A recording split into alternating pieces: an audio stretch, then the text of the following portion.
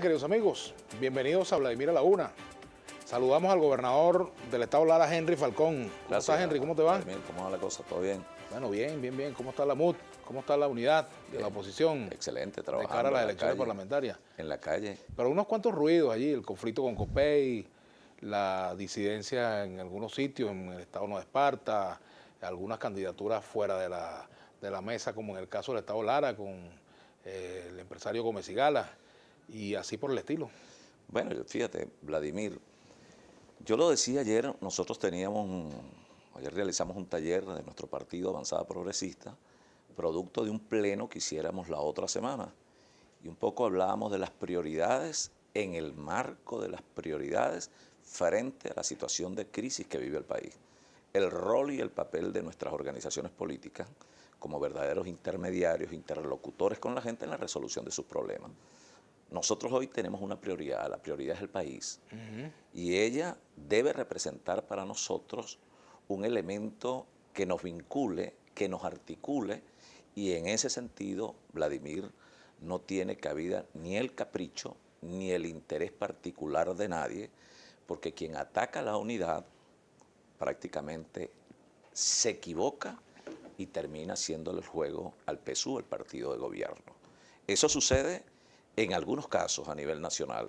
Nosotros, por el contrario, quienes tenemos muy claro el propósito de la unidad venezolana, que es el país, estamos en la calle, dedicados no solo a concertar con los sectores populares, pero también con las clases medias y con todos, sin excepción, en función de darle respuestas y además darle soluciones y debatir propuestas importantes en el nuevo escenario que se nos plantea por Ahora, delante. Gómez y Gala te acusa de secuestrar la unidad en el Estado y de sabotearla, la unidad en el Estado. Yo estoy en la unidad y apoyo todos los candidatos de la unidad.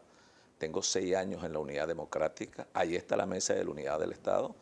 Ahora, nosotros no tenemos nuestro partido y nosotros tenemos un solo candidato fuera de la unidad. Hay personas que lanzaron sus candidaturas para dividir, repito, y esa postura le hace un flaco favor a la unidad, le hace un flaco favor al país y por supuesto le hace el juego, sin duda alguna, al Partido Socialista Unido de Venezuela. No es el caso nuestro. Hay quienes asumieron por actitudes, en algunos casos malcriadas, ¿sí?, porque no son considerados en los esquemas que se desarrollan a través de la reglamentación que tiene la Mesa de la Unidad Democrática y los procedimientos para escogencia de candidatos, simplemente porque no postularon o no representaron el interés de la mayoría de la población de los circuitos que representaban, bueno, y han asumido esta actitud que por demás es legítima, pero que simplemente terminan apartados de la unidad e interpretando una cosa totalmente distinta a la que quiere la mayoría de la población. Henry, la relación de quienes vienen del chavismo con el chavismo. ¿Cómo hacer para que ustedes que vienen del chavismo, bueno, yo también vengo del chavismo, pero yo estoy dedicado a mi actividad periodística, pero quienes salieron del chavismo están en la oposición, ¿cómo hacer para que el mensaje de ustedes sea creíble para sectores del chavismo que pudieran estar descontentos y que sea creíble además para quienes de la oposición lo ven como, bueno, como eventuales saltadores de talanquera, por ejemplo, de aquí para allá, de allá para acá? Fíjate, por ejemplo, aquí nos dice, un tuitero nos dice, 2 saltatalanqueras frente a frente, apuesto que cambian de silla a mitad del show, dice uno aquí, ¿no?, por ejemplo. Pero yo te voy a decir una cosa, hay en ese sector que acompañó y que todavía un sector importante de la población acompaña al gobierno, hay mucha decepción, la gente se siente defraudada, pero especialmente hay mucha desesperanza, Vladimir. Nosotros hemos hecho todo el esfuerzo, no solo para construir un mensaje que les permita a ellos ver una plataforma de aterrizaje en la unidad democrática, con ese propósito, el propósito de salvar a Venezuela frente a la crisis, incluso frente a una salida, una guerra civil o un escenario de confrontación que nadie quiere para el país. Esos venezolanos que comulgan con el gobierno, con el partido de gobierno, padecen los mismos problemas que estamos padeciendo nosotros. El problema de la escasez, el alto costo de la vida, el déficit en materia de servicios, lo que está sucediendo incluso con el problema de la criminalidad desbordada en todos los espacios de la escena nacional. Nadie puede negar que vivimos en Venezuela una crisis estructural y que en ese caso, decía al inicio del programa, nosotros debemos convertirnos en verdaderos interlocutores con ellos, intermediarios, en la búsqueda de la resolución o en la búsqueda de la solución de sus problemas. Lo que no aspira la mayoría de la población, y creo que alejados están muchos de los que piensan que la gente hoy compra la diatriba, la confrontación y la pelea que tanto daño le ha hecho al país.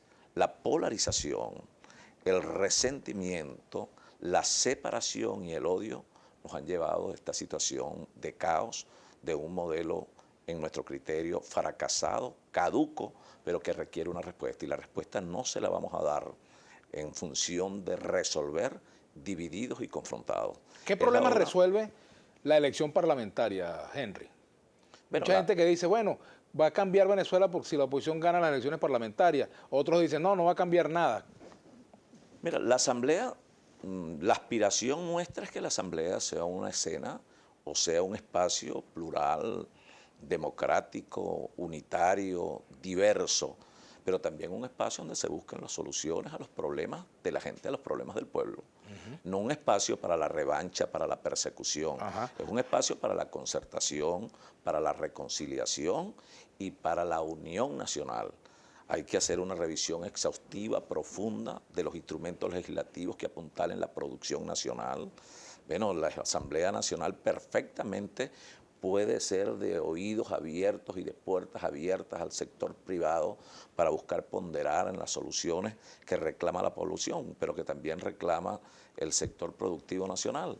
La Asamblea Nacional perfectamente pudiera adelantar una ley de amnistía que nosotros compartimos esa propuesta en función de poder garantizar de que hayan elementos que nos inviten al camino del entendimiento y de la paz en función de todos los. Ahora, fíjate, Henry, también en el gobierno hay sectores que hablan, bueno, del presidente hacia abajo, que plantean que si gana la oposición, aquí vendría una situación de confrontación, podría haber violencia, podría haber una situación inmanejable. Pero también hay factores en la oposición que consideran que al ganar la oposición en la Asamblea, si eso ocurre, se abre la puerta para una transición, para un cambio de gobierno, incluso la posibilidad de recortarle el periodo a los poderes y entrar en una etapa, digamos, de renovación de todas las instancias de poder en Venezuela, cambio. Fíjate, nosotros hemos sostenido la tesis de la reinstitucionalización y eso es válido, legítimo y competencial de la Asamblea Nacional. ¿De qué se trata eso? Bueno, hermano, ¿Qué se come de revisar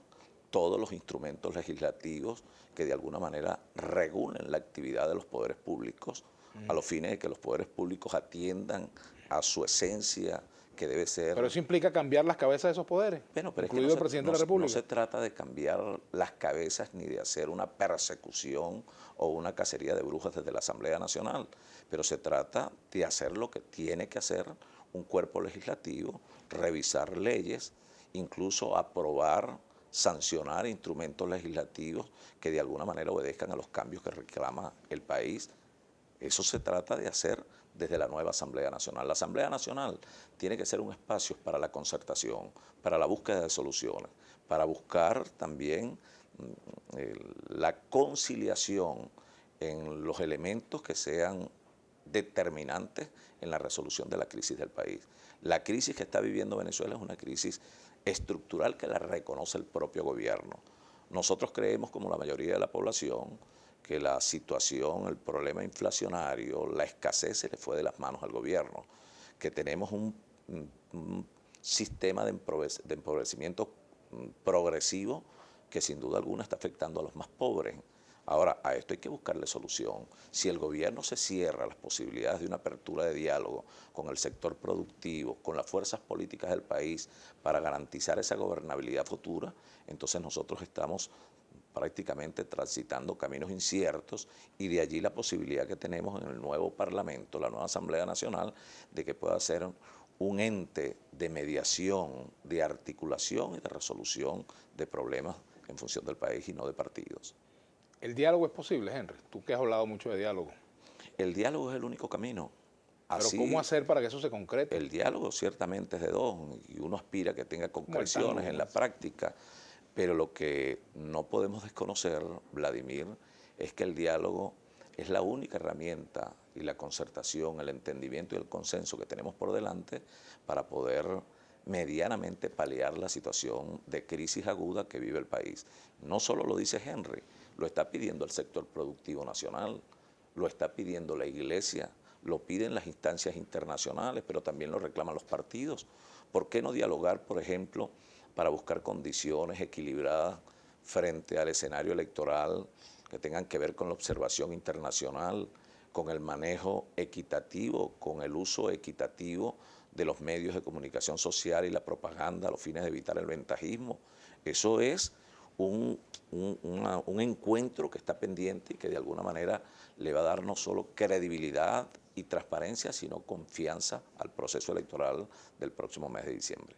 Bueno, vamos a hacer una pausa. Al retorno seguiremos conversando con el gobernador del estado Falcón, del estado Lara, pues Henry Falcón. Henry Lara.